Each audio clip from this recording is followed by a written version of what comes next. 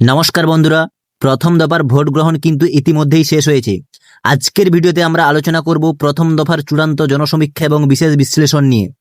তবে শুরুতেই জানিয়ে রাখি, এটি কোনো চূড়ান্ত ফলাফল নয়। বিভিন্ন তথ্য ও পারিপার্শ্বিক পরিস্থিতির উপর ভিত্তি করে এটি শুধুমাত্র একটি সমীক্ষা বা অ্যানালাইসিস মাত্র। প্রকৃত ফলাফল কিন্তু জানা যাবে গণনার দিনই। তো চলুন দেখে নেওয়া যাক প্রথম দফার কোন পক্ষ এগিয়ে থাকার সম্ভাবনাটি রয়েছে। আর হ্যাঁ, এই রকম ভিডিও সবার আগে দেখার জন্য কিন্তু চ্যানেলটিকে সাবস্ক্রাইব করে দেবে। তো চলুন শুরু করি। তো প্রথমেই কিন্তু রয়েছে পশ্চিম মেদিনীপুর। পশ্চিম মেদিনীপুর জেলায় মোট 15টি আসন। এই 15টি আসনের মধ্যে টিএমসি 8টি, বিজেপি 7টি, কংগ্রেস ও অন্যান্যরা 0। অর্থাৎ দেখতেই পাচ্ছেন তৃণমূল 8 এবং বিজেপি 7। পশ্চিম মেদিনীপুরে এবার কিন্তু লড়াই সমানে সমানে। এর পরবর্তী জেলা পূর্ব মেদিনীপুর। পূর্ব মেদিনীপুরে মোট কিন্তু 16টি আসন রয়েছে। এই 16টি আসনের মধ্যে টিএমসি 8টি, বিজেপি 8টি, অন্যান্যরা 0। তাহলে মোট কিন্তু হলো টিএমসি 16টি, বিজেপি 15টি, অন্যান্যরা 0। এবার কিন্তু পশ্চিম মেদিনীপুর ও পূর্ব মেদিনীপুর লড়াই সমানে সমানে। বারবার বলছি, এটি কোনো আসল ফলাফল নয়, এটি কেবলমাত্র জনমত সমীক্ষা বা অ্যানালাইসিস। এরপর রয়েছে দার্জিলিং। দেখতেই পাচ্ছেন দার্জিলিং জেলায় মোট 5টি আসন রয়েছে। এই 5টি আসনের মধ্যে জনসমীক্ষা অনুযায়ী টিএমসি পাচ্ছে 1টি আসন, বিজেপি পাচ্ছে 3টি আসন, কংগ্রেস পাচ্ছে 0, অন্যান্যরা পাচ্ছে 1টি আসন। তাহলে কিন্তু এখানে মোট টিএমসি 17, বিজেপি 18, কংগ্রেস 0 আর অন্যান্যরা 1। উপরে কিন্তু যে ফলাফলটা দেখিয়েছি সেটা কিন্তু টোটাল। এরপরে কিন্তু রয়েছে কালিম্পং জেলা। এখানে দেখা যাচ্ছে টিএমসি 0, বিজেপি 1, অন্যান্যরা 0। তো মোট টিএমসি 17, বিজেপি 19, কংগ্রেস 0, অন্যান্যরা 1। আবারও কিন্তু বলে রাখছি, এটি কোনো আসল ফলাফল নয়, এটি কেবলমাত্র জনমত সমীক্ষা বা অ্যানালাইসিস। এরপর রয়েছে জলপাইগুড়ি। 7টি আসন। জনমত সমীক্ষা অনুযায়ী টিএমসি 2, বিজেপি 5, অন্যান্যরা 0। তাহলে মোট হচ্ছে টিএমসি 19, বিজেপি 24, কংগ্রেস 0, অন্যান্যরা 1। এটি কেবলমাত্র এগিয়ে থাকার সম্ভাবনা, এটি কোনো আসল ফলাফল নয়। এবার কিন্তু রয়েছে আলিপুরদুয়ার। আলিপুরদুয়ারে মোট 5টি আসন। জনমত সমীক্ষা অনুযায়ী আলিপুরদুয়ারে টিএমসি 2, বিজেপি 3, অন্যান্যরা 0। জনমত সমীক্ষা অনুযায়ী মোট টিএমসির 21টি, বিজেপির 27টি, কংগ্রেসের 0, অন্যান্যরা 1। এবার চলে যাব কোচবিহার। কোচবিহারে মোট 9টি আসন। জনমত সমীক্ষা অনুযায়ী টিএমসি 2টি, বিজেপি 7টি, অন্যান্যরা 0। তাহলে আমরা দেখতে পাচ্ছি টিএমসি মোট 23টি, বিজেপি মোট 34টি, কংগ্রেস 0, অন্যান্যরা 1।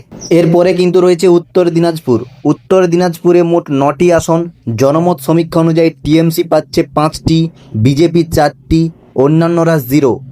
তো জনমত সমীক্ষা অনুযায়ী মোট টিএমসি 28টি, বিজেপি 38টি, কংগ্রেস 0, অন্যান্যরা 1টি।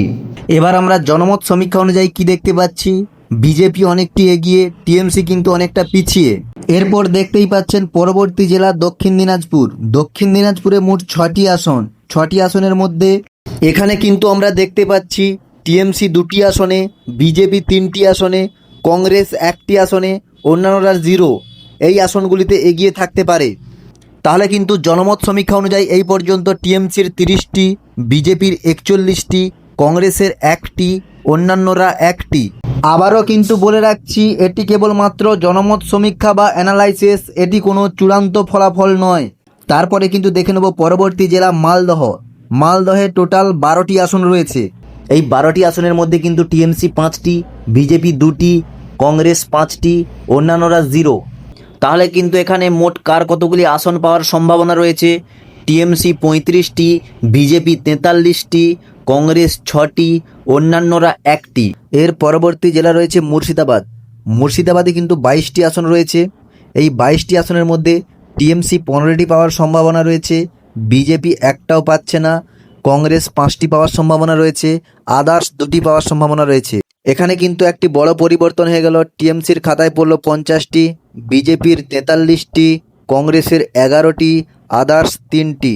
এখানে কিন্তু আবার তৃণমূল এগিয়ে। এর পরবর্তী জেলা কিন্তু রয়েছে বীরভূম। বীরভূমে মোট 11টি আসন। জনমত সমীক্ষা অনুযায়ী এই 11টি আসনের মধ্যে টিএমসি 7টা, বিজেপি 3টা, কংগ্রেস 1টি, আদার্স 0।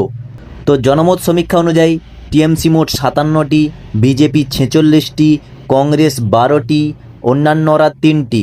আবারও বলে রাখছি, এটি কেবলমাত্র জনমত সমীক্ষা বা অ্যানালাইসিস, এটি কোনো চূড়ান্ত ফলাফল নয়।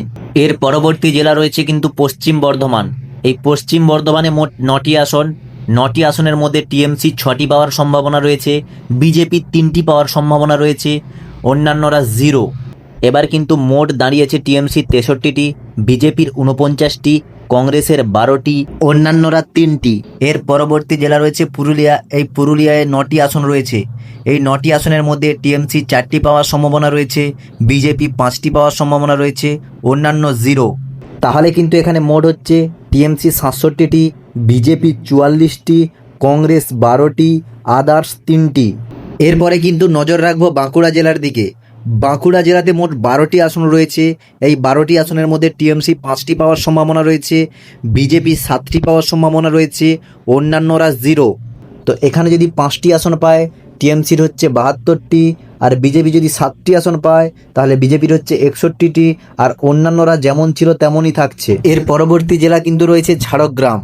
এই ঝাড়গ্রামে মোট 4টি আসন। এই 4টি আসনের মধ্যে টিএমসি পেতে পারে 2টি, বিজেপি পেতে পারে 2টি, অন্যান্যরা 0। তো এই ঝাড়গ্রামে যদি টিএমসি 2টি আসন পায় তাহলে টিএমসির হবে 74টি, আর যদি বিজেপি 2টি আসন পায় তাহলে বিজেপির হবে 63টি। তো অন্যান্যদের কিন্তু খুব একটা বড় পরিবর্তন হচ্ছে না, যেমনটা ছিল তেমনটাই থাকছে। তো এই সমীক্ষা অনুযায়ী প্রথম দফার যে লড়াই, তৃণমূল কংগ্রেস কিন্তু অনেকটাই এগিয়ে। কোন দল জয়ী হবে ফলাফল ঘোষণার পর জানতে পারবে। এটি কিন্তু কোনো চূড়ান্ত ফলাফল নয়, এটি কেবলমাত্র জনমত সমীক্ষা বা অ্যানালাইসিস। আর হ্যাঁ, আমরা কোনো রাজনৈতিক দলের সাথে যুক্ত নই, আমরা কোনো রাজনৈতিক দলের হয়ে প্রচারও করছি না। আমাদের লক্ষ্য শুধুমাত্র সাধারণ মানুষের মতামত ও তথ্য আপনাদের সামনে তুলে ধরা। তো ভিডিওটি যদি আপনাদের ভালো লেগে থাকে, ভিডিওটিতে অবশ্যই একটি লাইক করে দিন এবং অন্যদেরকে শেয়ার করে সবাইকে দেখার সুযোগ করে দিন। পরবর্তী আপডেট সবার আগে পেতে আমাদের সাথে থাকুন।